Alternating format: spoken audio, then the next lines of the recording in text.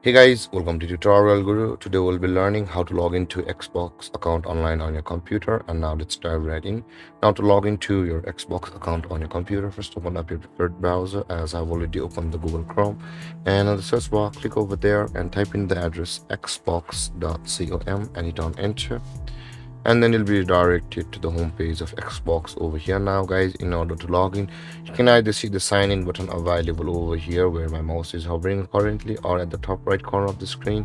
You can click on either of those to log into your Xbox account from over here, and the moment you click on that button, you'll be redirected on the login panel over here. Now in order to proceed, enter your Xbox email address, and after that click on next, and after that enter your password, whichever may it be guys. But if you have forgotten your password, you can always retrieve it from over here where it says the forgot password. If you click on that button, you'll be taken to a procedure where you will be able to retrieve or reset your account's password. And with that being said guys, this is how to log into your Xbox account on your computer. And if you have any confusions or questions regarding the topic, feel free to comment in the comment section below, and don't forget to like, subscribe and hit that bell icon for more videos. Thank you for watching guys. Peace.